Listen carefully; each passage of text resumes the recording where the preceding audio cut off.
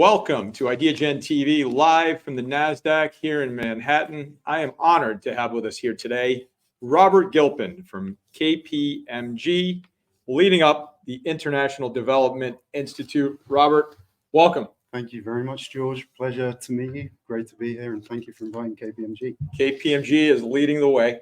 You're leading the way, and I'd like to ask you to first introduce yourself, your role at KPMG, and what you're doing to change the world. Thank you. There's George. so much, I know. Yeah. So my role at KPMG, I'm our international lead on our International Development Institute. So I help all of our KPMG member firms around the world in their work with the multilateral development banks, the bilateral donors, the United Nations system, and nonprofits. Now, a lot of people will think of KPMG as an audit or tax or advisory firm, but we've been involved in international development for over 20 years. And I prefer to talk about the work that we do in terms of the support we provide to institutions to help them to run effectively and efficiently, and bring more of the donor dollars back to the programmatic side of the organization. Sure. So help the CFO, help the chief risk officer, help the HR team to really streamline operations to deliver, to bring more resources to the fore for the things that really matter. And of course, we also support those institutions to deliver programmatically. Mm-hmm. So whether that's working on infrastructure, government, healthcare, really cross-sectoral support to these institutions to make sure that we achieve the SDGs. Well, Robert, KPMG has been so involved with UNGA and the global goals and the UN in general, and just cross-sector impact. Your role with the Institute is obviously pivotal.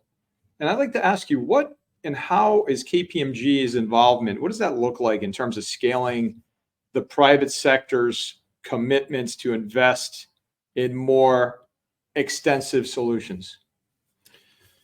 Thanks, George. Yeah, over the last 15 years or so since I've been in New York, we've really seen a confluence of the private sector being brought into the discussions around sustainable development. The old Millennium Development Goals were private sector had a real arm's length role, obviously, in achieving those goals. But with 2015 and the rise of the SDGs, every year we've seen more and more private sector engagement.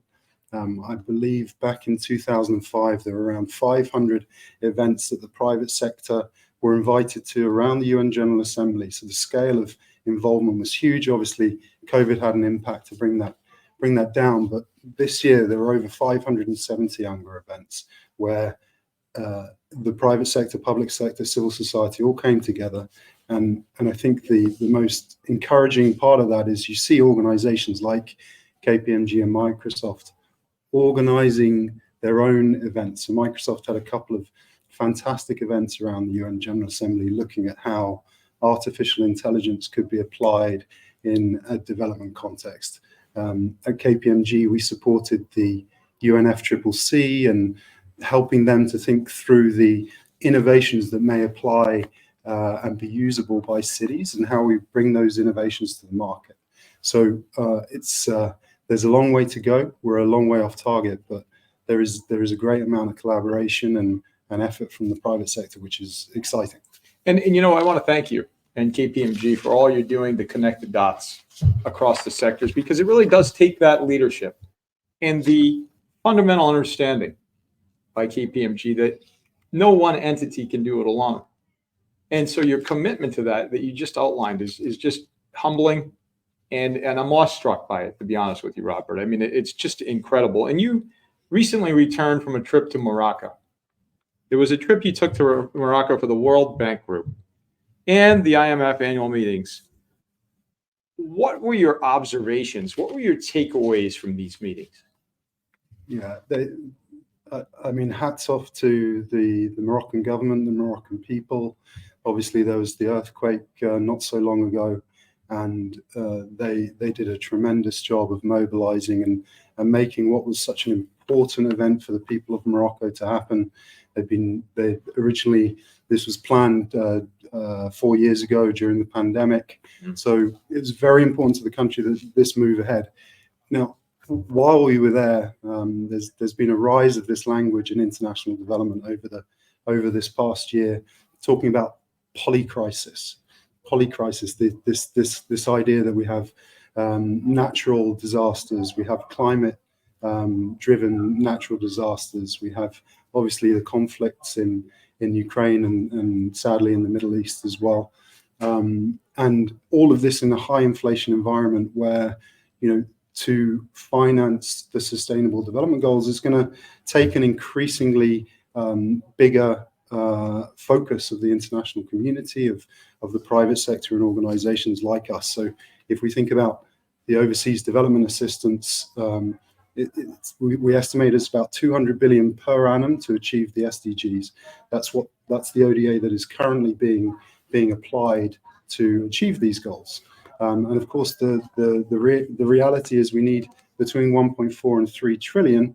And so a lot of the conversation in Morocco was really how do we move from a position like this to really achieve more pace, more scale, deliver on those goals, and give us a chance, give us an opportunity to get there. Incredible. And so is there a specific initiative, Robert, that you've been involved in within your career at KPMG that was just game changing for you? That powerful moment where you said, wow, this is why I do and I love what I do. Thank you, George. Yeah, I mean, there's almost too many to think about. One that we are very excited to be working on at the moment, we're supporting we're supporting Microsoft in some of their digital transformation activities around the world. So Microsoft has an initiative whereby they're trying to support the 50 least developed countries around the world to identify the digital transformation needs that are going to get them to that next part of their growth journey, the next part of their to really enable the delivery of social services, financial services, education, health. Of course, during the pandemic, education had a huge impact on people in the global south. So if we can get the digital side right, heaven forfend, we have another shock like the pandemic, then at least those countries that at the moment are less enabled might have an opportunity. So we're very excited to be working with Microsoft on providing that sort of thinking and helping governments to establish a roadmap around their digital transformation needs, and hopefully, drive some progress up until and beyond 2030. And Robert, what is your call to action for our global audience? So, yeah, rather than focus on the myriad global challenges that we obviously are faced with at the moment, I think we're at a very important crossroads in international development. As Ajay Banga, the president of the World Bank, so eloquently put, the need to scale up, the need to go at pace to achieve these goals is critical if we're going to achieve the Paris agenda and keep 1.5 within the rearview mirror. So, I mean, our call to action is really to encourage businesses to move at pace, move at scale, find partners that you are naturally in a position to partner with. You have those shared values, those existing relationships.